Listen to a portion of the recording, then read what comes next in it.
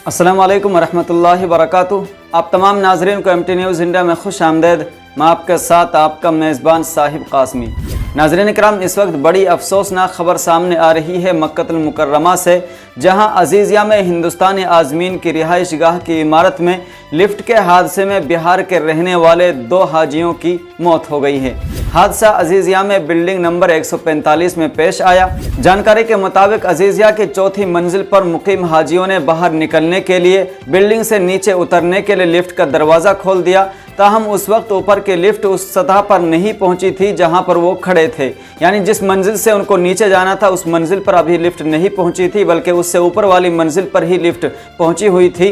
ये जाने बगैर लिफ्ट में हाजी दाखिल हो गए और उसके नतीजे में वो दोनों हाजी जिन्होंने उस लिफ्ट के दरवाजे को खोला था, लिफ्ट के नीचे गड्ढे में गिर गए। लेकिन सबसे बड़ा सवाल यही है कि जब लिफ्ट वहां पहुंची ही नहीं तो फिर दरवाज़ा कैसे खुला? जब हाजी जिस मंजिल से लिफ्ट ले रहे थे, जिस मंजिल से उन्होंने लिफ्ट का बटन दबाया था, उससे ऊपर वाली मंजिल ही पर जब लिफ्ट पहुंची थी तो फिर वहां का दरवाज़ा कैसे खुला? क्योंकि आमतौर से लिफ्ट का दरवाज़ा उस वक्त खुलता है जब लिफ्ट उस मंजिल पर पहुंच जाए जहां से उस लिफ्ट का बटन दबाया गया है।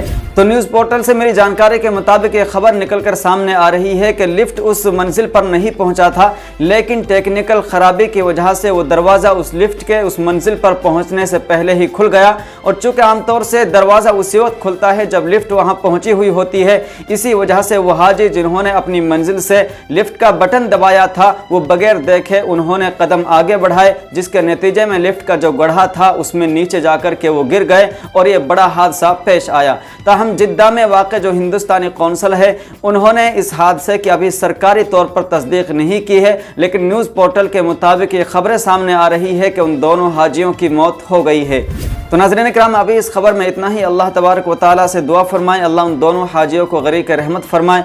अस्सलामु अलैकुम वरहमतुल्लाहि वबरकातुहू।